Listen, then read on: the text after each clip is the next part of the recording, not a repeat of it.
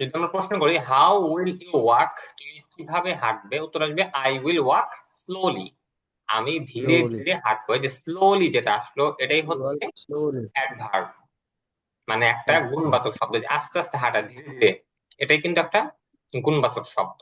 তো এটাকে বলা হচ্ছে অ্যাডভার্ব। হাউ এর উত্তরে অ্যাডভার্ব আসে। আচ্ছা, দেখেন এখানে কিছু অ্যাডভার্ব আছে, যে স্লোলি, স্লোলি মানে ধীরে ধীরে ধীরে, ধীরে। কুইকলি দ্রুত গতিতে বা তাড়াতাড়ি দ্রুত বলতে পারেন, দ্রুত। লাউডলি উচ্চস্বরে, লাউডলি উচ্চস্বরে, উচ্চস্বরে। সাইলেন্টলি নিচু স্বরে, সাইলেন্টলি নিচু স্বরে বা নিম্ন স্বরে। আচ্ছা, এরপরে দেখেন অ্যাটেনটিভলি, অ্যাটেনটিভলি মানে হচ্ছে মনোযোগ সহকারে, অ্যাটেনটিভলি মনোযোগ সহকারে, লেজিলি অলস ভাবে, লেজিলি অলস ভাবে, অলসভাবে। Correctly, correctly correct. সঠিক ভাবে, রংলি ভুল ভাবে, কারেক্টলি সঠিকভাবে, রংলি ভুল ভাবে, অনেস্টলি সৎভাবে, অনেস্টলি সৎভাবে, সৎভাবে। অনেস্টলি অসৎভাবে, ডিসঅনেস্টলি অসৎভাবে, রেগুলারলি নিয়মিতভাবে, রেগুলারলি নিয়মিতভাবে, irregularly, irregularly অনিয়মিতভাবে, fairly ন্যায়ভাবে, fairly ন্যায়ভাবে, unfairly অন্যায়ভাবে। তো ফেয়ার মানে এটাও মনে রাখবেন, ফেয়ার মানে ন্যায়, আনফেয়ার মানে অন্যায়। অন্যায়। এটা ব্যবহার আছে অনেক। হ্যাপিলি, হ্যাপিলি আনন্দ সহকারে, স্যাডলি দুঃখ সহকারে, অ্যাংগ্রিলি রাগান্বিত হয়ে, এরপরে পোলাইটলি, এটা হচ্ছে পোলাইটলি বিনীতভাবে বা ভদ্রভাবে, ইমপোলাইটলি অভদ্রভাবে, ইমপোলাইটলি অভদ্রভাবে, রুডলি অভদ্রভাবে, রুডলি মানেও অভদ্রভাবে। রুডলি সাধারণত বোঝায় হচ্ছে আহ বেশি, মানে রাগারাগি করা বা বেশি খারাপ ব্যবহার করা, এটাকে বোঝায় হচ্ছে রুডলি। আর ইমপোলাইটলি এটাকেও, এরকম কেউ যদি অভদ্রতামি করে সেটাকেও ইমপোলাইটলি বলে। আর পোলাইটলি মানে বিনীত ভাবে, বিনীত ভাবে। আচ্ছা, সবগুলো সবাই বুঝতে পেরেছেন? কারো কোনো জিজ্ঞাসা আছে? জি।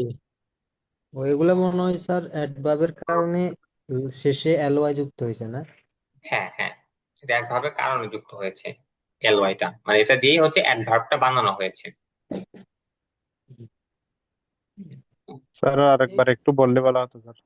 আচ্ছা, স্লোলি ধীরে ধীরে, কুইকলি দ্রুত গতিতে, লাউডলি উচ্চ স্বরে, সাইলেন্টলি নিচু স্বরে, অ্যাটেনটিভলি মনোযোগ সহকারে, লেজিলি অলস ভাবে, কারেক্টলি সঠিকভাবে, রংলি ভুল ভাবে, অনেস্টলি সৎভাবে, ডিসঅনেস্টলি অসৎভাবে, রেগুলারলি নিয়মিতভাবে, ইরেগুলারলি অনিয়মিতভাবে, ফেয়ারলি ন্যায়ভাবে, আনফেয়ারলি অন্যায়ভাবে, হ্যাপিলি আনন্দ সহকারে, স্যাডলি দুঃখ সহকারে, অ্যাংগ্রিলি রাগান্বিত হয়ে, পোলাইটলি বিনীতভাবে, ইমপোলাইটলি অভদ্রভাবে, রুডলি অভদ্রভাবে। কারো কোনো সমস্যা আছে এই পৃষ্ঠার মধ্যে? জি না। নাই স্যার। জি না স্যার। না স্যার। আচ্ছা, ঠিক আছে। এখন হচ্ছে আরেকটা, এখানে কিছু পড়া বলতে একটু ব্যাকরণের পড়া আছে, এখানে গ্রামারের পড়া অল্প হালকা। দেখেন, আমরা প্রথমে পড়লাম হচ্ছে হয়েন, এরপরে হাউ পড়েছি, এখন পড়বো ওয়ার। ওয়ার মানে কোথায়। কোথায়? হ্যাঁ, যদি কেউ জিজ্ঞাসা করে ওয়ার উইল ইউ স্টাডি, তুমি কোথায় অধ্যয়ন করবে। আই উইল স্টাডি অ্যাট মাদ্রাসা, আমি একটি মাদ্রাসায় অধ্যয়ন করব। যেহেতু ওয়ার আসলে অবশ্যই উত্তরে একটা জায়গা কিন্তু বুঝাবে, যেহেতু কোথায় উত্তরে একটা জায়গার নাম অবশ্যই আসবে। আচ্ছা, তো এই জায়গার সাথে বোঝানোর জন্য মানে এই শব্দটাকে জায়গার সাথে অ্যাড করার জন্য একটা ইন বা অ্যাট ব্যবহার হবে। এখানে যেরকম আসছে আই উইল স্টাডি অ্যাট মাদ্রাসা, এই যে অ্যাট যেটা আসছে এটা অথবা ইন আসবে, এটাকে বলা হচ্ছে প্রিপজিশন। প্রিপজিশন মানে হচ্ছে আপনাকে নাউন বা প্রোনাউন যেটা আছে সেটাকে বাক্যের সাথে মিলানো, যেটা এই। তো দেখেন যে ইন কখন আসবে। আপাতত দেখেন ইন অ্যাট আসার অনেক নিয়ম আছে, অত নিয়ম আমরা না জেনে এখানে অল্প মানে ছোটখাটো সহজ কিছু নিয়ম আছে আমাদের মানে আপাতত পড়ার জন্য, আপাতত এইগুলোই আমরা পড়ি। দেখেন যে ইন ইন প্রথমে বলছে ইন কোথায় হবে। ইন হচ্ছে বড় ছোট সকল ঠিকানায় ইন ব্যবহার হয়। যদি কোনো ঠিকানা হয়, ঠিকানা হলে ইন ব্যবহার হবে। চাই সেই ঠিকানাটা বড় হোক বা ছোট হোক, তখন হচ্ছে ইন ব্যবহার হবে। যেরকম ইন বাংলাদেশ বলতে পারেন যে I will study in Bangladesh. মাদ্রাসা এটা একটা যেটা সামনে আসছে কিছুর জন্য এখানে অ্যাড বসেছে, যে I will live in Dhaka, আমি ঢাকায় বসবাস করব। যে I will go in Shahbag, আমি শাহবাগে যাব।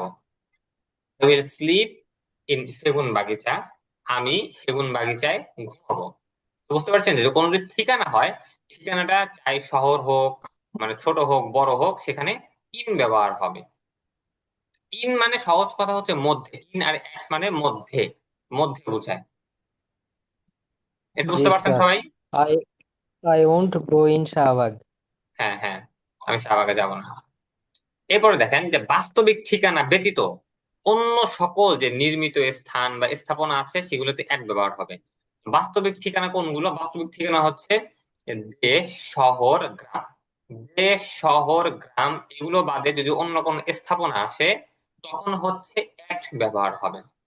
যেরকম এই যে অ্যাট আ মাদ্রাসা, দেখছেন এই যে এখানে বলছে না যে I will study at a madrasa, তো এখানে অ্যাট কেন আসছে? আর এটা একটা স্থাপনা, মাদ্রাসা এটা স্থাপনা, এই জন্য অ্যাট আসছে। I will study at a university, আমি ইউনিভার্সিটিতে পড়াশোনা করব। রেস্টুরেন্ট, রেস্টুরেন্ট এটাও একটা স্থাপনা। একটা হোটেল এটাও একটা স্থাপনা। তো যদি কোনো স্থাপনা আসে মানে দেশ শহর গ্রাম ইত্যাদি ব্যতীত অন্য সকল স্থাপনা আর নির্মিত স্থান যেগুলো আছে সেগুলোর ক্ষেত্রে অ্যাট ব্যবহার হবে। যে আই উইল স্টাডি অ্যাট মাদ্রাসা, আমি মাদ্রাসায় অধ্যয়ন করব। এটা বুঝতে পারছেন সবাই?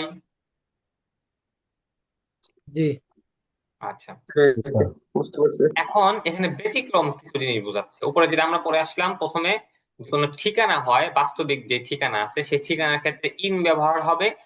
আর ঠিকানা বাদে মানে ঠিকানাও যদি হয় সমস্যা নেই, কিন্তু সেটা যদি দেশ শহর গ্রাম এগুলো বাদে যদি অন্য কিছু হয় মানে কোনো স্থাপনা হয় বা নির্মিত স্থান হয় তখন সেখানে অ্যাট ব্যবহার হবে।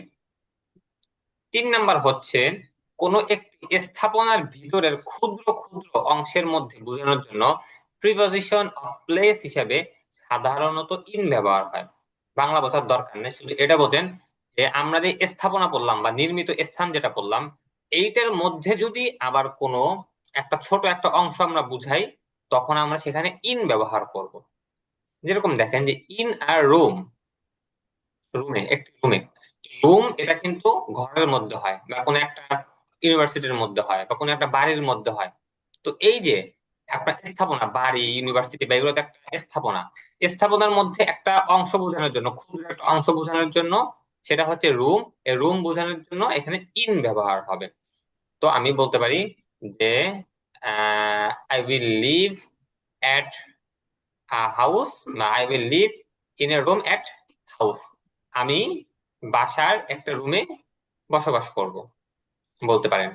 যদি বাসার ক্ষেত্রে ওখানে এক ব্যবহার হবে, আর যখন রুমে চলে আসলাম একটা ক্ষুদ্র অংশ বাসার সেখানে room চলে আসছে।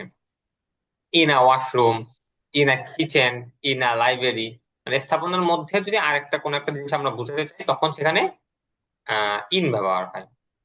এরকম I will slip in a room, আমি একটি রুমে ঘুমাবো। আচ্ছা, এটা বুঝতে পারছেন সবাই? এটা জি 3 নাম্বারটা। এখন দেখেন 4 নাম্বার। 4 নাম্বার কি?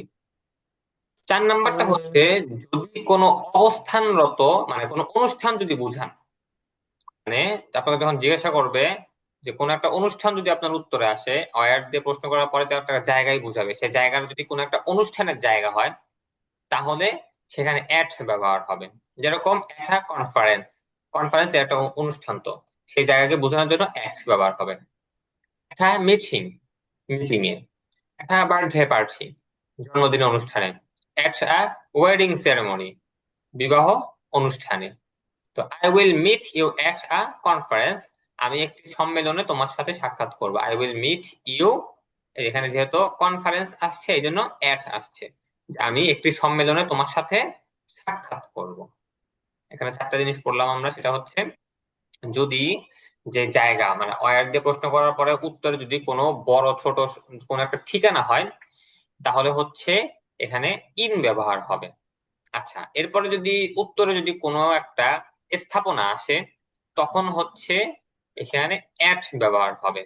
আচ্ছা, উত্তরে যদি স্থাপনার কোনো একটা ক্ষুদ্র অংশ আসে সেখানে আবার ইন ব্যবহার হবে। আর যদি কোনো একটা অনুষ্ঠানের স্থান বুঝাই আমরা তাহলে সেখানে অ্যাট ব্যবহার হবে। বুঝতে পেরেছেন? ও স্যার, ওখানে ওয়েডিং দ্বারা কি বোঝানো হয়েছে না? ওয়েডিং মানে তো বিবাহ, ওয়েডিং মানে বিবাহ। বিবাহ। আর হ্যাঁ, ওয়েডিং সেরিমনি হচ্ছে বিবাহ অনুষ্ঠান। ওয়েডিং মানে হচ্ছে বিবাহ করা, আর সেরিমনি মানে অনুষ্ঠান, ওয়েডিং সেরিমনি। একটা ওয়েডিং সেরিমনি, জি বুঝছি। হ্যাঁ।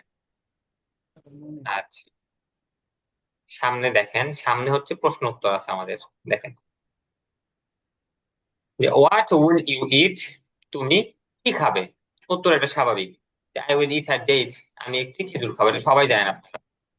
ওয়াই উইল ইউ ইট, তুমি কেন খাবে? উত্তর আসবে আই উইল ইট, আমি খাবো, because I will work. Because মানে হচ্ছে কারণ, মানে কারণ কারণ। আই উইল ওয়ার্ক, আমি কাজ করবো। বিকজ মানে কি? বিকজ মানে কারণ। I will it because I will work, কারণ আমি কাজ করবো। When will you eat, তুমি কখন খাবে? Will eat in the morning, আমি সকালে খাবো, এটা পড়ে আসি। How will you eat, তুমি কিভাবে খাবে? I will eat slowly, আমি ধীরে ধীরে খাবো। Where will you eat, তুমি কোথায় খাবে? I will eat, R I will eat at a restaurant, আমি একটি রেস্টুরেন্টে খাবো। এই যেখানে অ্যাড আসছে রেস্টুরেন্ট, রেস্টুরেন্ট কারণ হচ্ছে রেস্টুরেন্ট একটা নির্মিত স্থান, একটা স্থাপনা, এই জন্য এখানে রেস্টুরেন্ট আসছে। এরপরে হোয়াট উইল ইউ রিড, তুমি কি পড়বে? আই উইল রিড বুক, আমি বই পড়বো। ওয়াই উইল ইউ রিড, তুমি কেন পড়বে? I will read because I will be a teacher, কারণ আমি একজন শিক্ষক হব। বিকজ মানে কারণ, because I will be a teacher. Teacher, কারণ আমি একজন শিক্ষক হব। এরপরে ওয়েন উইল ইউ রিড, তুমি কখন পড়বে?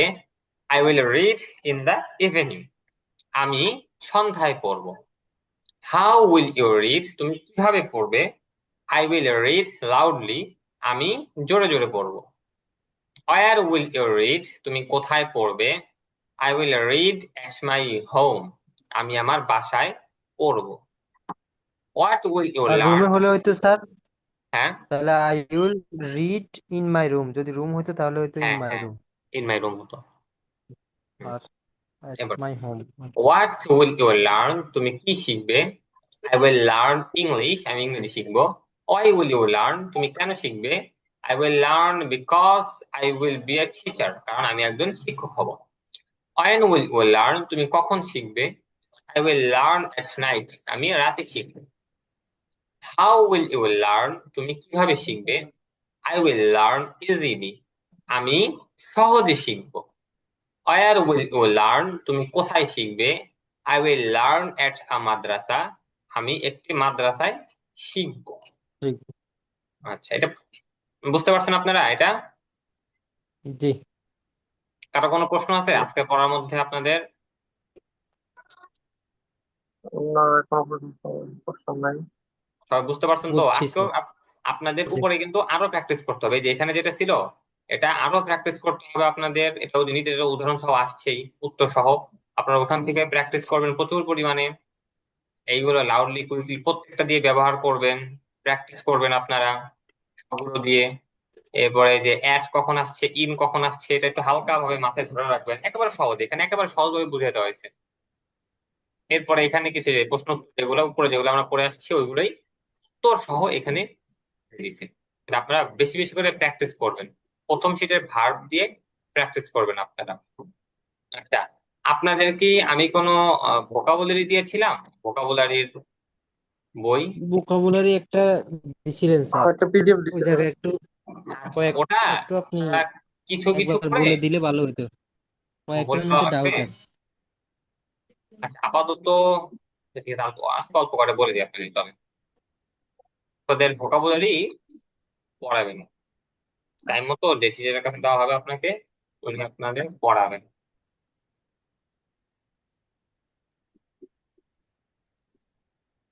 এটা মনে হয় না? এখানে দেখেন অনেকগুলো আছে, আপনার জানা আছে অনেকগুলোই। টিচার, শিক্ষক, জি, অনেকগুলো জায়গা আছে। জি। টিচার, শিক্ষক, স্টুডেন্ট, ছাত্র, ড্রাইভার, গাড়ি চালক, পাইলট, বিমান চালক, টেইলর, দর্জি, মেকানিক, মিস্ত্রি, ডক্টর, ডাক্তার, সার্জন, অপারেশন পরিচালনকারী, কুক। এগুলো কি স্যার, সার্জেন? হ্যাঁ, সার্জন, সার্জন। সার্জেন, আচ্ছা। আচ্ছা, এটা সার্জনও ব্যবহার হয়, আবার সার্জন বা জন এর মাঝামাঝি যেটা আছে সার্জন, সার্জন এটা ব্যবহার হয়, সার্জন। সার্জেন, আচ্ছা। এরপরে কুক মানে রান্না করা। আহ বাবুর্চি, এখানে কুকার দিতে পারেন বা শেফ বলতে পারেন। শেফ যে বাবুর্চি। গার্ড, এটা কি বলবো, পাহারাদার। চেপ না শেপ? শেফ, শেফ, এটার উচ্চারণটা শেফ, শেপ। শেফ বাবুর্চি। শেপ। হ্যাঁ, এবারে গার্ড, পাহারাদার, শেপ। প্রহরী। ক্লিনার, পরিষ্কারক। ফার্মার, কৃষক। কাল্টিভেটর, চাষি। প্রফেসর, অধ্যাপক। লেকচারার, বক্তা, প্রভাষক। সোলজার, সৈনিক। পলিটিশিয়ান, রাজনীতিবিদ। সিঙ্গার, গায়ক। মিউজিশিয়ান, গানের সাথে সম্পৃক্ত ব্যক্তি। আচ্ছা, এই 20টা থাকুক, হ্যাঁ? এত একসাথে পড়তে গেলে আচ্ছা। ওগুলো প্র্যাকটিস করেন আপাতত। 20টা প্র্যাকটিস করে স্যার আসেন। শাসি শাসি যেটা লিখছে শাসি এটা সালটি, এটা কি বল? Cultivator, cultivator. Cultivator, cultivator, cultivator. এখানে চাষি দিছে, কাল্টিভেটর। কাল্টিভেটর। কাল্টিভেটর বলে হচ্ছে স্যার দেখা যায় ভোকাবুলারি স্যার একটু স্যার ভোকাবুলারি একটু বেশি করে দিলে সমস্যা নেই, এখানে তো আমাদের ম্যাক্সিমাম গুলো জানা স্যার। মানে হচ্ছে কি, মানে ভোকাবুলারি আপনাদের পড়াবেন, মানে আপনাদের একটা টাইমে পাশাপাশি ভোকাবুলারি গুলো পড়ানো হবে। মানে আপনাদের মেইন যে গ্রুপের সাথে অ্যাড করে দিব, ওখানে আপনাদেরকে ভোকাবুলারি পড়ানো হবে। তো ওইখানে যে সকল ছাত্র থাকবে এবং আপনারা সহ সবাই একসাথে পড়বেন ওখানে। এই জন্য মানে ওরকম ভাবে আমি দিতে চাচ্ছি না, কারণ ওখানে তো আপনারা পড়বেনই আবার নতুন করে। এই আর ঠিক কি। আছে স্যার। মানে কাল্টিভেটর এখানে চাষি দেওয়া আছে, ঠিক আছে, কিন্তু কাল্টিভেটর বলা হচ্ছে স্বাভাবিকভাবে ওই যে যারা ধ্যান করে না, ধ্যান করে যারা, এরা যেই মানে ধ্যান করতেছে এটাকে কাল্টিভেটরও বলে, বা যারা ধ্যান করে এটাও বলে cultivate, মানে ধ্যান করা। জি। আচ্ছা, ঠিক আছে। তো আমাদের আজকে অল্প টাইমেই কিন্তু যে পড়াগুলো দেওয়া হয়েছে এগুলো প্র্যাকটিস করে আসবেন একটু ভালো মতো আপনারা। হ্যাঁ, প্র্যাকটিস করবেন। আচ্ছা, আজকে পড়ার মধ্যে কারো কোনো জিজ্ঞাসা আছে আপনাদের? না স্যার, আপাতত নাই। আচ্ছা, ঠিক আছে, না তাহলে স্যার। আমাদের ক্লাস আজকে এই পর্যন্ত। ঠিক আছে। সুবহানাল্লাহ, আসসালামু আলাইকুম। সালাম। আসসালামু আলাইকুম রহমতুল্লাহ। আসসালামু আলাইকুম।